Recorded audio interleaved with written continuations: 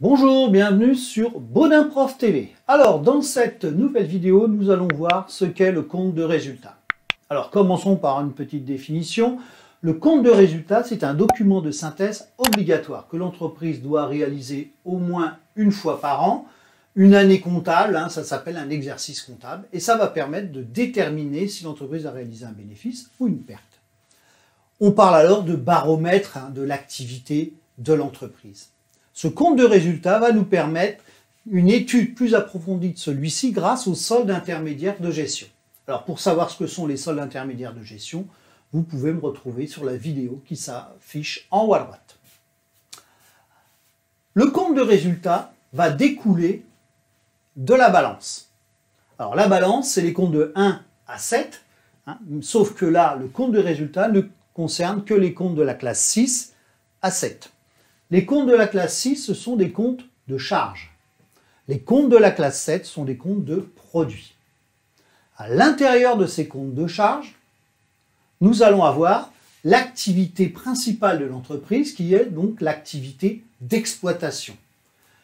En activité d'exploitation, nous avons tous ces éléments-là. Alors, un petit peu d'explication. Pourquoi je parle d'activité d'exploitation? C'est simple, au regard de la balance, on sait quel type d'entreprise on a. Ici, vous avez achat de marchandises et là, vous avez vente de marchandises. C'est une entreprise qui achète pour revendre, donc c'est une entreprise commerciale. Si on avait eu achat de matières premières, vente de produits finis, on aurait une entreprise qui fabrique, donc une entreprise industrielle. Alors, qu'est-ce qu'on y trouve dans nos éléments d'exploitation? On y trouve les comptes d'achat, 60, les comptes 61, donc son compte de service extérieur, et là aussi, autres services extérieurs, c'est les 62. Donc vous voyez, il y a un peu de tout, prime d'assurance, la pub, les frais de transport, les déplacements, etc. On y trouve aussi les comptes d'impôts, les comptes liés aux salariés, donc rémunération et les charges sociales, et d'autres charges de gestion.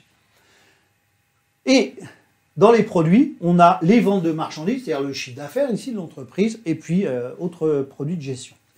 Ces éléments-là, ce sont ce qu'on appelle des éléments décaissables ou encaissables. C'est-à-dire qu'il y aura des mouvements d'argent. Si vous voulez un petit peu plus de détails sur charges décaissables ou non décaissables, en haut à droite, la vidéo qui explique va s'afficher. Donc là, on a des activités d'exploitation. Mais dans l'entreprise, il n'y a pas que des activités d'exploitation. Il y a quelques activités financières, vous voyez. Les comptes 66 et 76 sont des comptes financiers. Qu'est-ce qu'on peut y trouver? Par exemple, des charges d'intérêt. L'entreprise, elle a fait des emprunts. Elle doit rembourser ses emprunts avec des intérêts.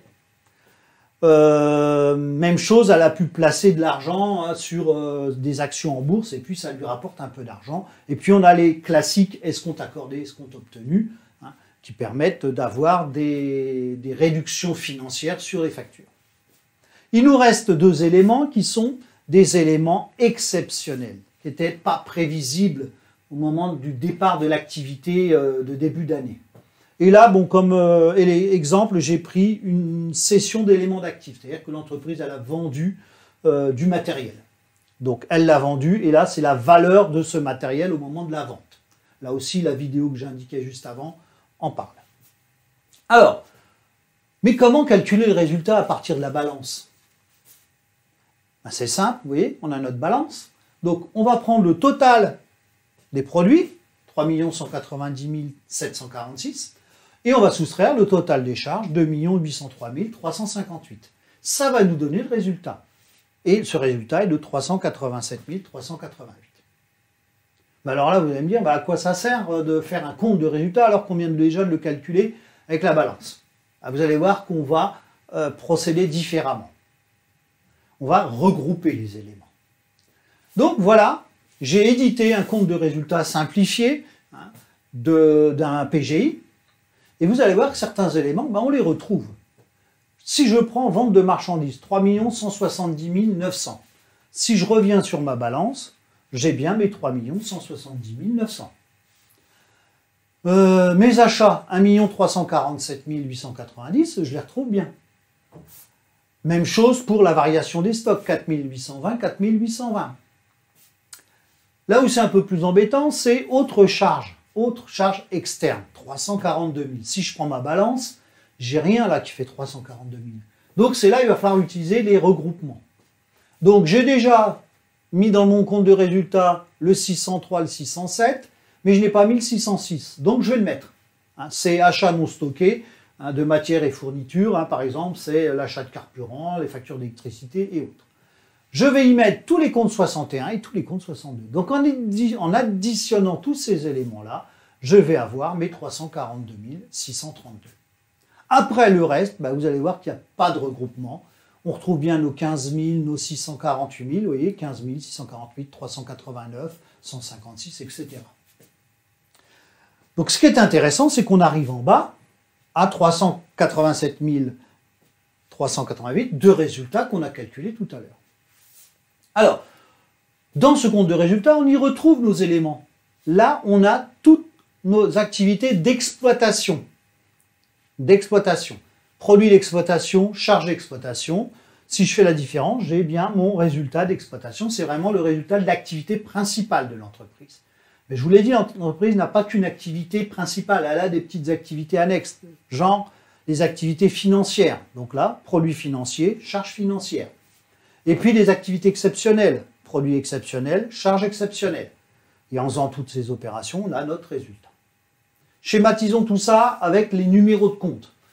Nos charges d'exploitation, si je résume, c'est tous les comptes de la classe 60 à 65 plus 681 qui est dotation aux amortissements et provisions.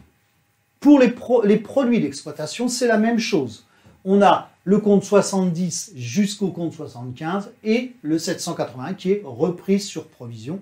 Quand on a fait trop de provisions, j'explique ça dans la vidéo précédente, on va dire, sur les charges décaissables et non décaissables, je l'explique. Donc après, on a les charges financières, 66 et les comptes 686 qui sont des comptes de dotation aux amortissements et provisions financières. Même chose pour les produits financiers. Charges exceptionnelles, même chose, c'est les comptes 67 et 687, 77 et 787. Résumons tout ça. Alors, on a un compte de résultats. D'un côté, on a des charges. Les charges appauvrissent l'entreprise. De l'autre côté, crédit, on a les produits. C'est ce qui enrichit. Et là, on voit qu'il y a un déséquilibre. Il y a une chose qu'il faut savoir, c'est qu'il me faut autant d'argent au débit qu'au crédit. Et là, on voit qu'il en manque. Eh bien, ce qui manque, ça va s'appeler le bénéfice, puisqu'il faut arriver au niveau des produits. Donc, toujours débit égale crédit. Le deuxième, et là, je pense que vous voyez exactement où je veux en venir, on a beaucoup de charges qui appauvrissent, mais on a moins de produits. Du coup, on va faire une perte. Voilà, j'en ai terminé avec cette vidéo sur le compte de résultats. Donc, si vous avez aimé, n'hésitez pas à liker la chaîne, à la partager et bien sûr à vous y abonner. Merci, au revoir.